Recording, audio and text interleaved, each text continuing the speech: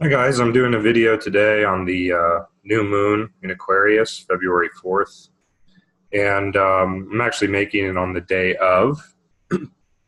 Um, so yeah, anyway, I haven't really looked at it much. I'm just gonna jump right in and see what I can find, what pops out, as I usually do. Okay, so obviously Aquarius, most of us know the meanings of Aquarius. It is a sign of the collectivity, high idealism, where the individual is basically submerged within the group or the collective ideal. So much of an Aquarian's identity comes from his or her ideals or association with a cause or a group and so on.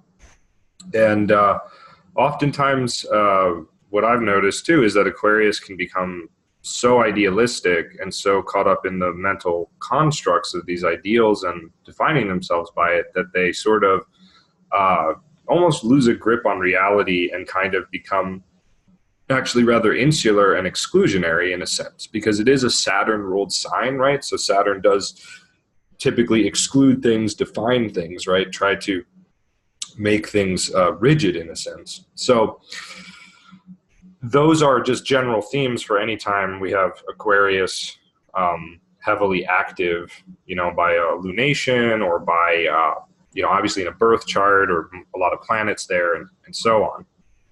So, just kind of getting that out of the way, those are some themes that we might be encountering, of course, just in general. And, how does that help us? Well, it's this idea that during this period of time, right, because it's Aquarius, that we should, generally speaking, think about our associations with other people, our ideals and ideology, um, and how we fit in to the greater whole and that sort of a thing. So, especially the lunation occurring in the bounds of Jupiter is quite interesting, because Jupiter in Aquarius could be described as basically attempting to find some sort of spiritual connection or spiritual aspiration, in and through groups, thoughts, ideologies, some kind of progressivism in a sense, right? So maybe that's more of a theme here this time, right? People seeking those things during this lunation, if that makes sense.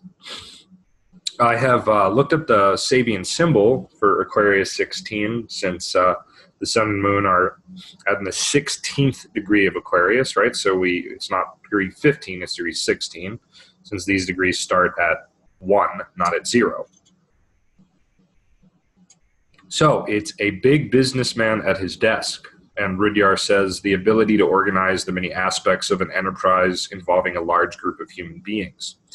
This is quite interesting, because Aquarius is not really a sign of leadership and independence necessarily. It is a sign of being part of something greater or bigger than yourself. And in fact, all the signs ruled by Jupiter and Saturn arguably have something of this in them, because they are the slowest planets. They deal with the social aspect of our consciousness. They're the furthest from us that we can see visibly, right, with the naked eye. And so, yes, they deal with the movement of the collective. And so a big businessman at his desk, this is obviously a degree of power, right, of success, of control. But it's also a degree of tremendous responsibility. And, the good business person, right, the good big business person is going to take care of their employees, right? In this day and age, usually big businessmen just hoard all of the money and power that they steal from their employees and exploit, right? And that's so much of what capitalism is built on, right? Not that I'm in favor of communism or socialism as it's popularly understood, but the point being that you do work you do work in exchange for a wage, right? And then the people that you're doing the work for profit much, much more than you profit off of that work you're doing. So if if you're getting paid $10 an hour in the old kind of classical model of assembly line work, right? Which is, well, not classical, but I just mean the, earlier 20th century and stuff. And which still goes on today in to a certain extent, maybe not as intensely as it once did. But the point being is that let's say you're assembling action figures for kids. If you get paid $10 an hour to assemble, let's say 5 action figures, and then each of those action figures is sold for like $20, right? That's $200 that the company's making versus the $10 that you're making. So, that's one aspect of it. But it's more than that. It's more, we see it in Amazon, the company Amazon, where, the CEO kind of imposes like draconian rules on his employees. Like they're not allowed to talk to each other when they work in these warehouses. They only are permitted, like certain bathroom breaks at certain times of the day. He treats them like robots, and he doesn't pay them well. Apparently he upped their wage, but then he took away other benefits they have. He's, I think, the richest man in the world. I mean, there's really no reason that he has to treat his employees this way. So this is what big business has become. But the wise big businessman is like the wise ruler, the wise king. He takes care of his people, right? So everyone benefits. The CEO of Costco, I think, is a better example of this, even if it's not perfect, where I think he only makes like about $500,000 a year, and he does provide his employees with like generally more benefits and I think a bit more pay than a lot of the other big companies. I've heard Starbucks too is generally pretty kind to its employees. It gives them a really affordable healthcare plan, and it pays them pretty decently.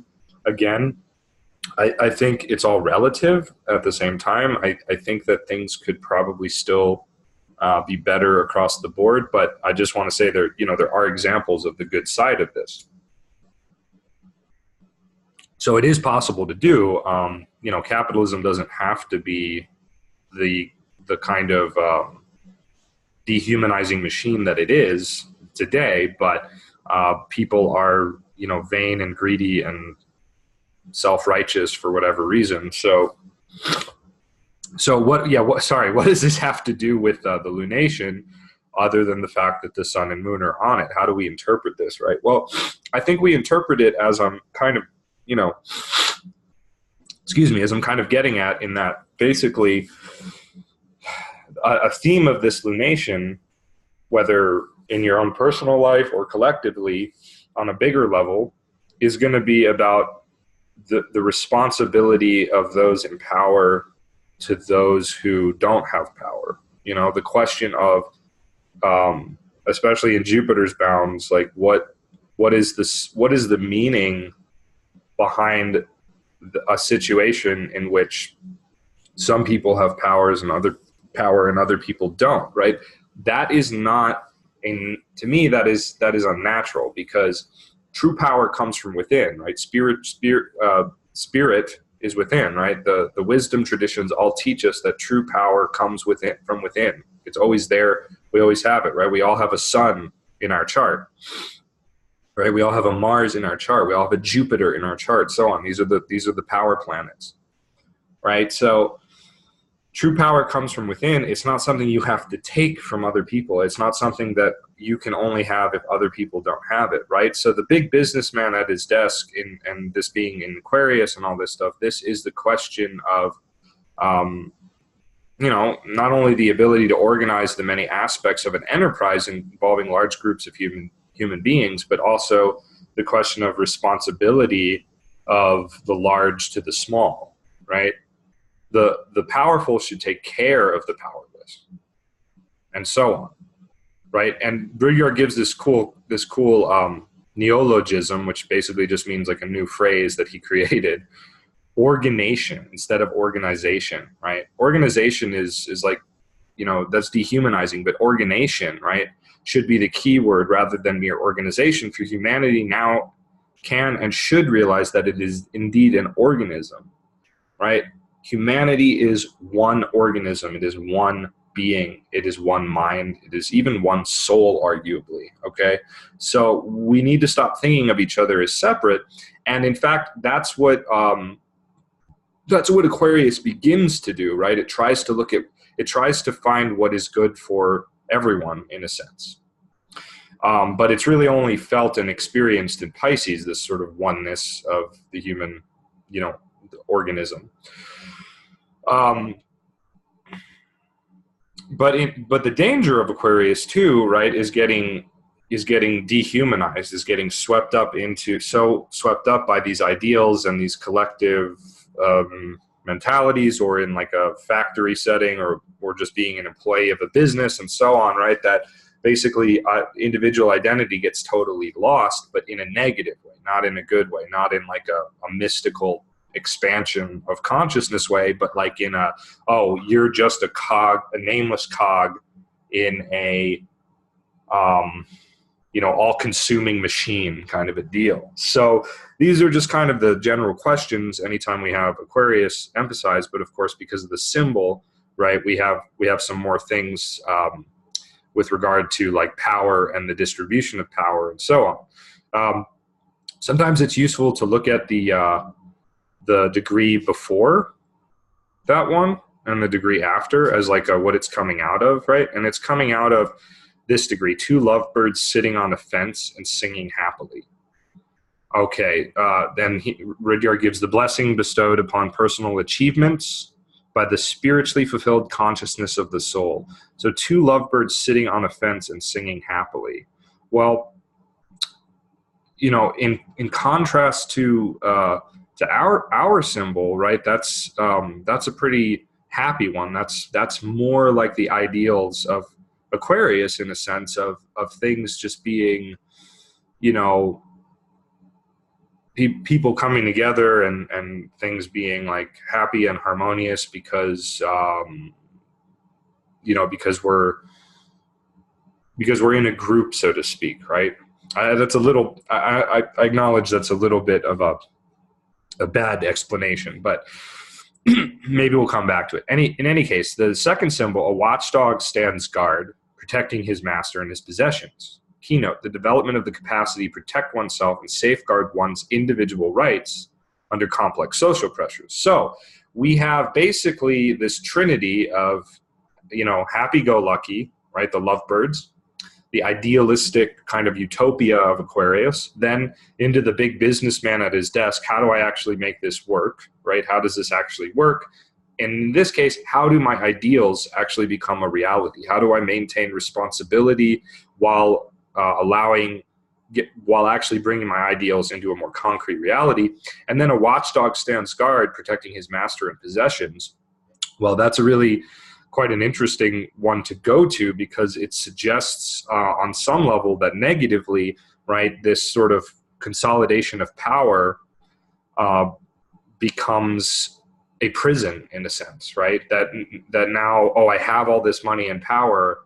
How do I maintain it? How do I hold on to it? And that's a very Saturnic thing. It's very covetous, in a sense, right? Or it becomes covetous, because coveting, you start to covet.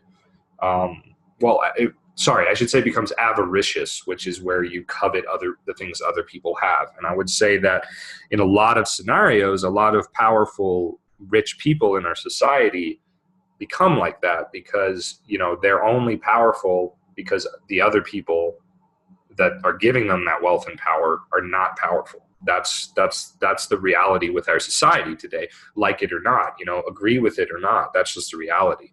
So a watchdog stands guard, protecting his master and his possessions. Why did this big businessman have to get a watchdog? More positively, right? More spiritually, so to speak. This, excuse me. This is this notion that.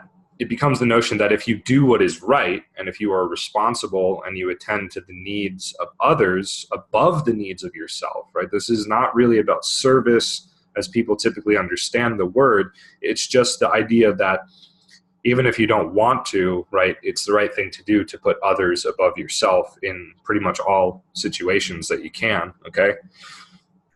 That's different than service, though. And if that is done, right, then there will be some sort of guardian that looks out for you and yours, right, that will protect you and protect what you're doing, okay? But I think few people get to that place in our culture, unfortunately. So these are some things to consider.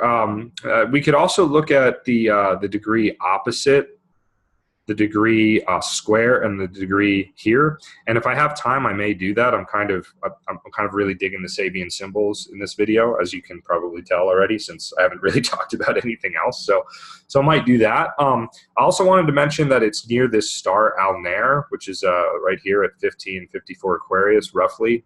It was 18 years ago. It hasn't moved too much since then. Okay, and there's not much about this star, and I haven't really like researched the constellation it's in. It's in this Piscis Australis, the fish's tail, and I guess it's also in this constellation of Grus, which is the body of the crane. So, I don't know, maybe if I have time, I'll look up crane symbolism some more. But if you think about cranes, though, they are very majestic beasts. They migrate. They're huge birds, and they move. They move together in migratory patterns and whatnot. So there's the crane obviously represents a certain rhythm and consistency and regularity, and probably has something to do with cycles. Okay. Vivian Robeson, in his book, gives a retiring, active, proud, watchful, kind, idealistic, and devoted nature with a liking for astronomy. So this does kind of relate to the big business man at his desk in a way, right? Like it does give a lot of Aquarius. It happens to give, and maybe he was just relating it to Aquarius. Maybe that's why he came up with these ideas. And I don't really know. But it's just something to kind of consider in the grander scheme of things. I'm not going to say much else about it at the moment, but yeah, you can look into that too if you find it interesting. So as with these charts, I always take the lunation itself, the sign, as the first house. Okay, and looking at the ascendant lord the lord of this sign, Saturn, it's in the 12th, and it's with the south node, and it's with Venus, though Venus is not too close. This is definitely about sacrifice and loss and expenses, and even possibly loneliness, and kind of being fed up with everything, I would say. So this is, in a sense, a difficult time searching for the spiritual meaning of our ideals, our identifications with groups and things like that, which arguably are things that always and forever are going to actually hold us back, because they're mental constructs. And the only reality that's important to remember is that we are forever and always one with the source of all existence, which many people like to call God. And so basically, this is sort of a crisis about definitions and about group identification and about ideals and stuff like that. I know I've been experiencing some of that. I've had to question some of not so much my ideals, but why I was attached to certain ideas and things, why I was willing to argue about certain things with a friend of mine, who has some different kind of contrary and sometimes contrasting ideas. It's like, why was I arguing with them about this? Because I'm just arguing with myself, And so, I mean, I've already started to question the notion of my own ideals and things, and I didn't even know this was the major theme of this this lunation. So it's stuff around that. Like, do I really need this? What does it really offer me? Is it sapping my energy and that kind of thing? And at a certain point, right, K2 rejection, we do need to reject those things that are not serving us. And, again, 99% of definitions and ideas are not serving us. Okay. And if they are serving us, right, if we're attached to them, to the point where we're willing to argue about them or beat other people over the head with them, they're not really serving us, or at least that attachment is not serving us, right? Because I could be right, but if I'm attached to that rightness and trying to convince somebody of it, right, then I have to question why I'm so adamantly attached to this idea, right? Like I could, I don't know, like a stupid example. A stupid example, actually, but it's a good one, is where, I don't know if, I'm sure you've experienced this if you're tuning in, but you tell somebody about something that happened in your life and they deny that that's what happened. When I was a kid, I was sailing with my family and my uncle on his sailboat in the San Francisco Bay, and the winds were like 60 miles an hour, and the ship was just going like this. I thought we were going to just turn over. It was ridiculous. And only the jib was up. The jib is kind of like the small sail on a sailboat that I think is like more in the front. It's not like the big sail, it's the small one. And when I explained to my friend who was into sailing that, yeah, it was only that one.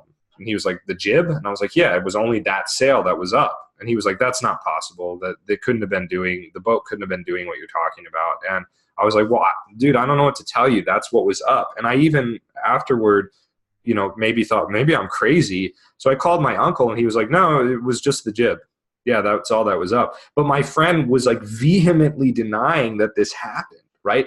But the question is, why was I even arguing with my friend? I was there. I knew what happened. My friend didn't. Right? So on some level, that is like that's an example of what I'm talking about, right? We don't really need to be attached to these things, especially if we know they're true or we know that they're valid, right? We don't need to convince others. I don't need to convince anyone else that this thing on the sailboat happened when I was a kid, right? Why do I need to convince people of that? So that's the kind of thing I'm talking about. If you can think about that in your own life a little bit and see how it applies and so on.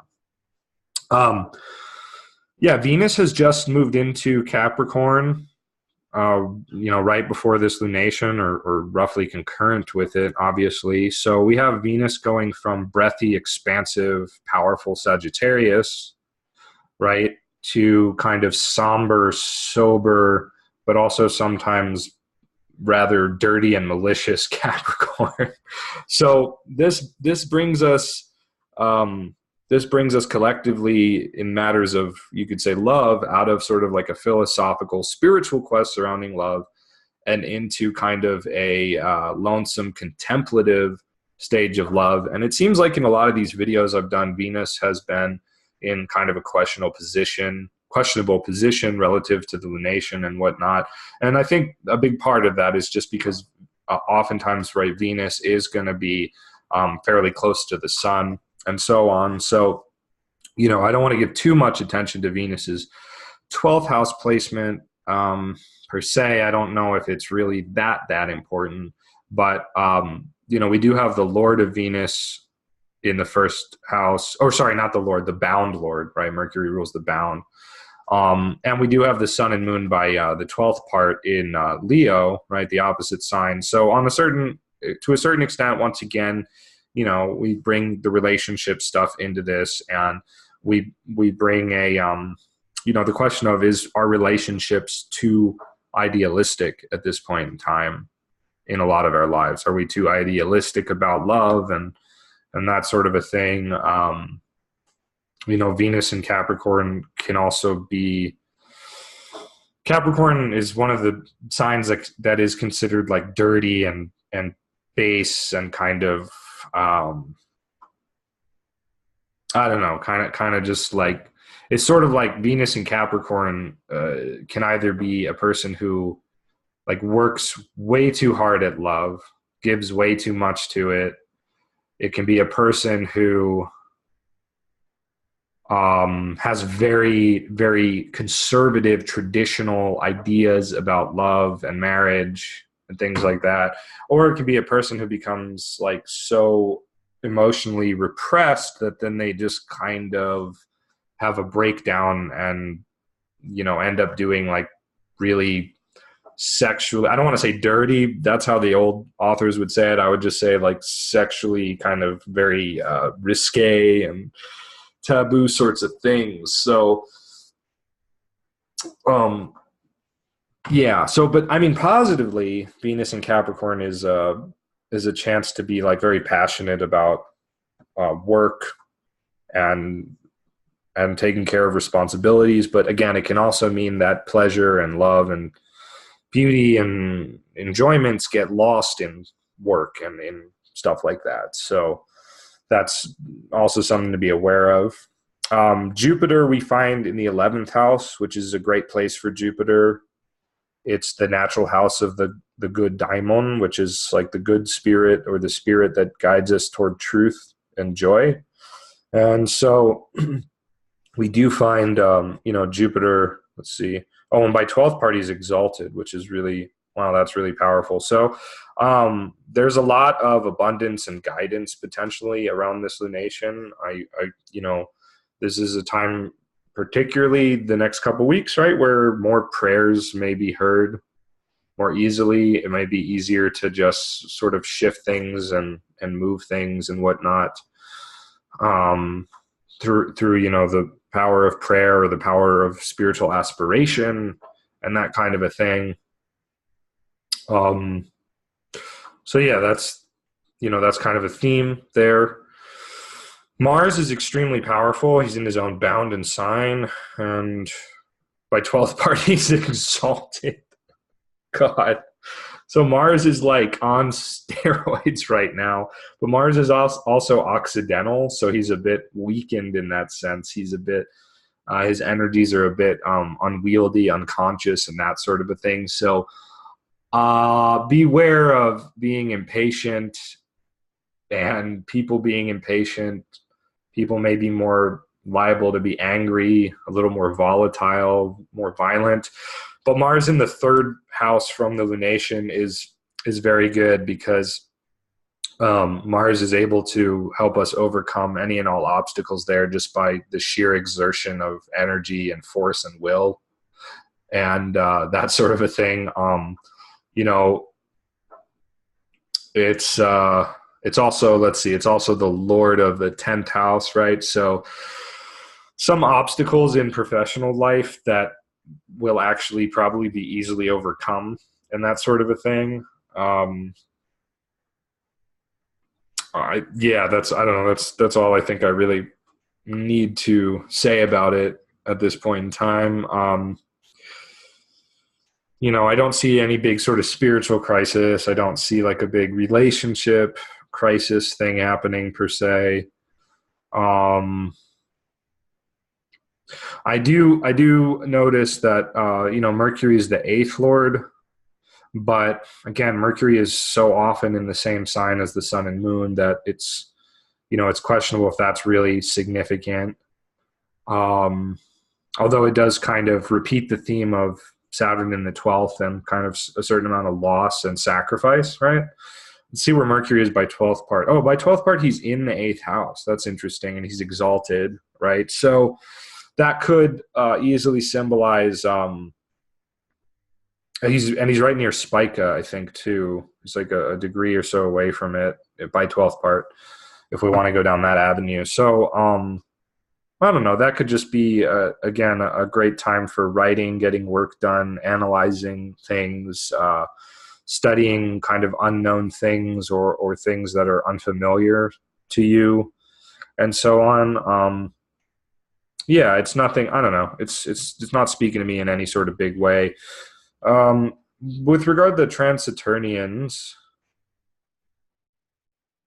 let's see. Is there a big deal for anything? Let's see. I don't really see anything that's too out there.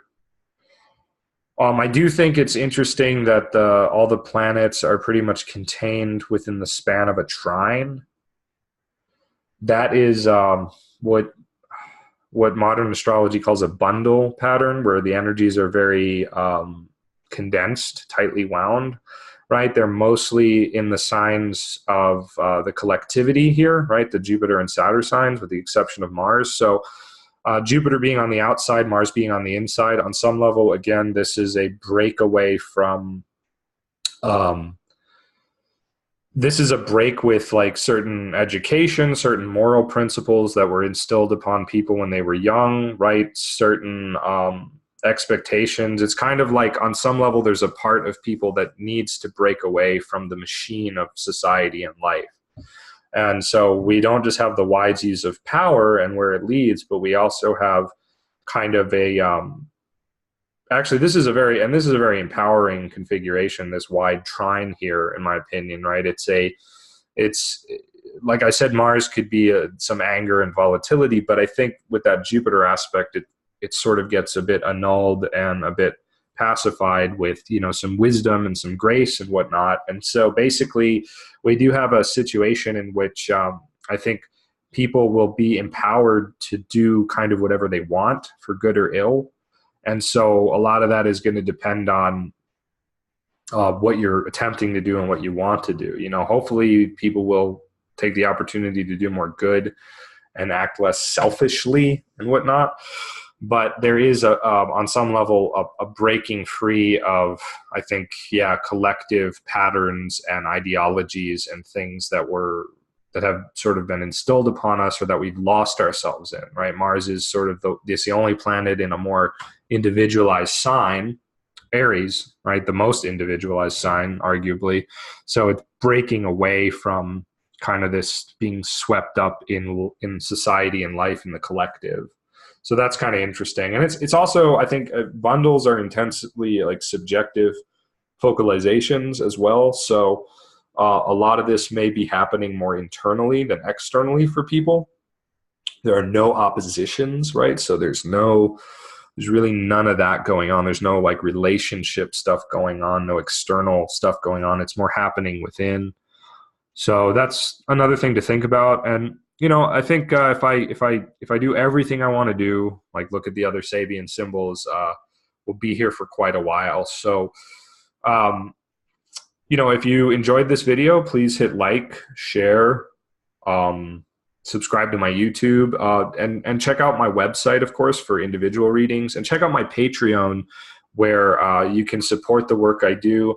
The more patrons I get and the more support I get monetarily, I will start expanding these videos and general readings more. Like I will probably publish a document or do even a second video where I talk about a bunch of the themes that I didn't get to and so on, like more of the Sabian symbols and more of the stars and maybe lunar mansions, just all kinds of stuff, you know, that I didn't notice when we were doing this. So, so I'm going to leave it at that. Of course, there's always much more that could be said. And, there's no water yet again. There hasn't been water for quite a while. So, you know, again, it's, there may be some sort of neglect of the emotions or the ability to just chill out. But, you know, eventually we'll have some more water planets, so not to worry. Just hang in there. And otherwise, guys, have a great couple of weeks. Okay, thanks for tuning in.